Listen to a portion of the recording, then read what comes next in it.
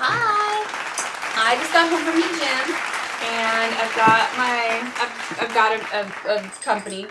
His name is Owie, and I thought we could use a man's perspective while we read 50 Shades of Hoawesome, and this is the part 2 version.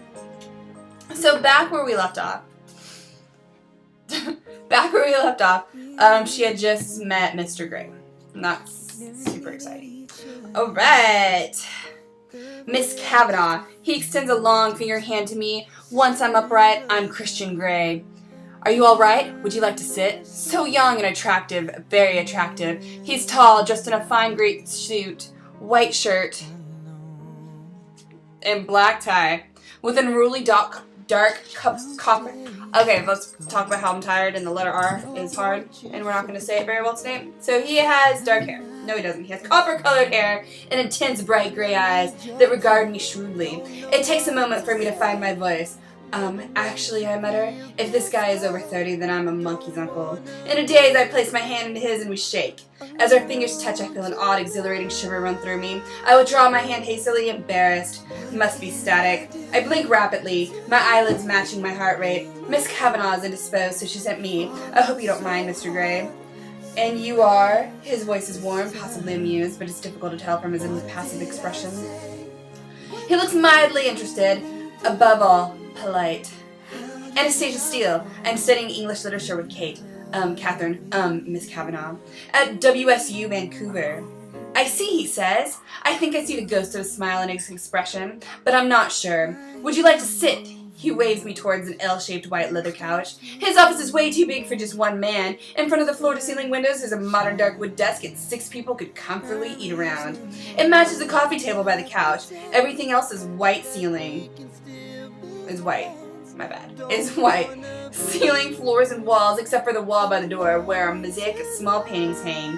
36 of them arranged in a square. How the hell do you know it's 36? Like, that fast, you just go, what? Oh, 36. Maybe they're smarter than I am, because I guess if you see people, they're exquisite, a series of mundane, forgotten objects painted in such a precise detail they look like photographs. Displayed together, they are breathtaking. A local artist, Truton, says Gray when he catches my eye.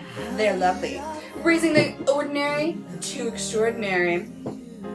I murmur, distracted both by him and the paintings. He cocks his head to one side and regards me intently. I couldn't agree more, Miss Steele. He replies, his voice soft, and for some inexplicable reason, I find myself blushing. Apart from the paintings, the rest of the office is cold, clean, and clinical. I wonder if it reflects the personality of the Adonis who sinks gracefully into one of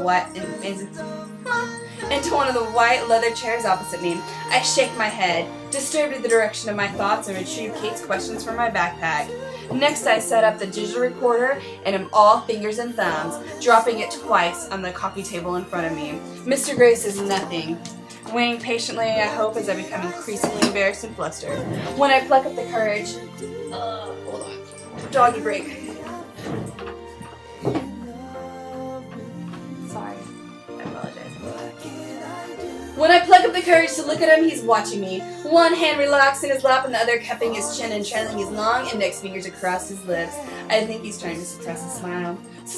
Sorry, I stutter. I'm not used to this. Take all the time you need, Miss Steele, he says. Do you mind if I record your answers? I'm creepy.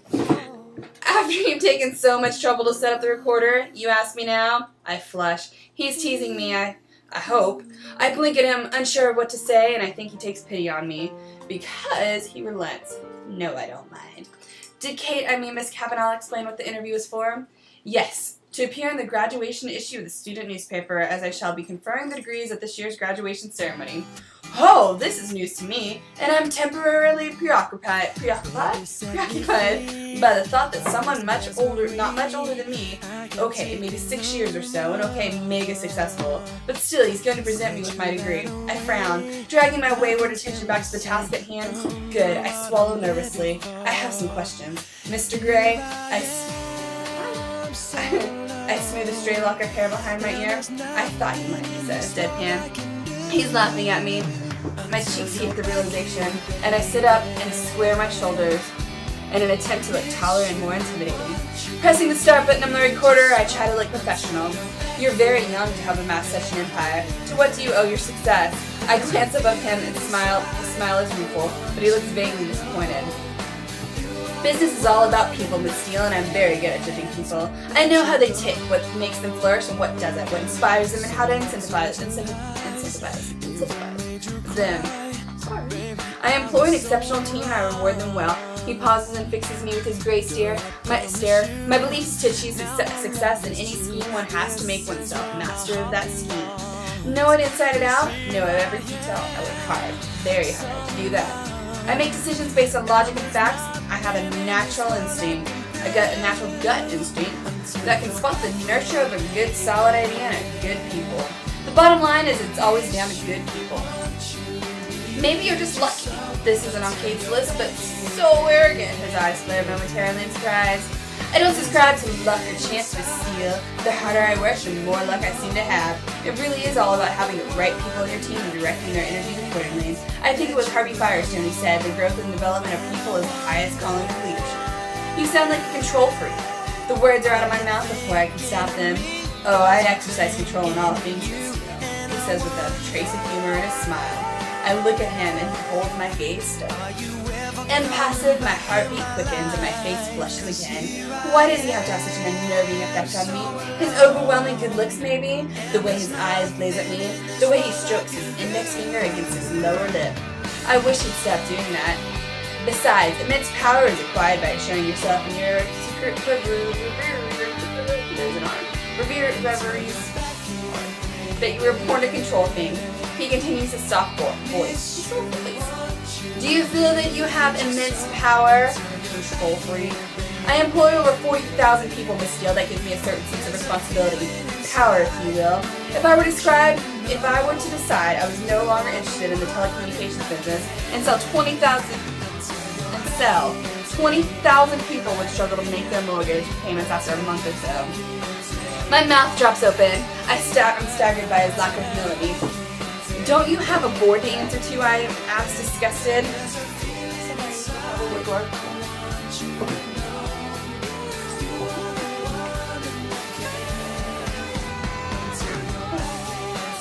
I own my company. I don't have to answer to a board. He raises an eyebrow at me.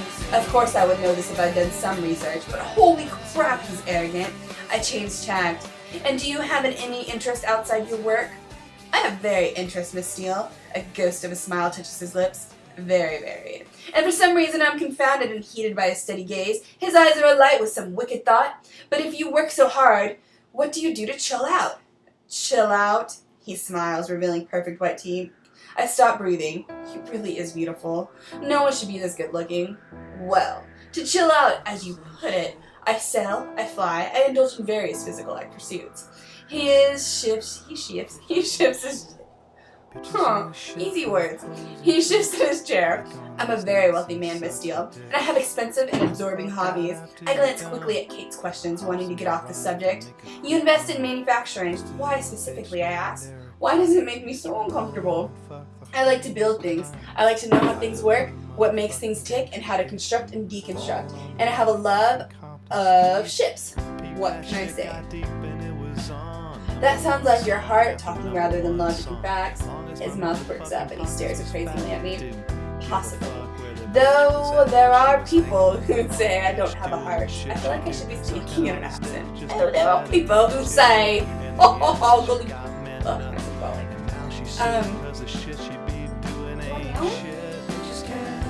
why would they say that?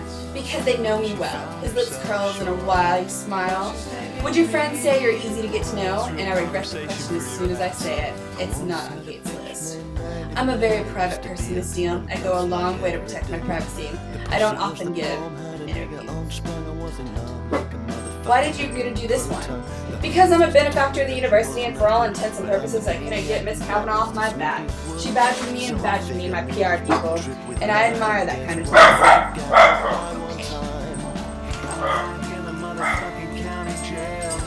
Yes, I keep dogs on my desk. Don't judge. I admire that kind of tenacity. There we go. I know how tenacious you get. I know how tenacious you get. That's why I'm sitting here squirming uncomfortably under his penetrating gaze when I should be studying for my exams. You also invest in farming technologies. Why are you interested in that area? We can't eat money, Miss Steele, and there are too many people on this planet who don't have enough to eat. That sounds very philanthropic. I know the word, but it's hard. Philanthropic. Is it something you feel passionately about? This, let's just talk about how tonight overall is an ultimate failure. And I'm not going to say that it's ever going to get you better, because it probably won't. So, we're stuck if you're actually still watching this. Super. He's a philanthropist. He likes to feed poor people. He struggles mentally. It's shrewd business, he murmurs, though I think he's been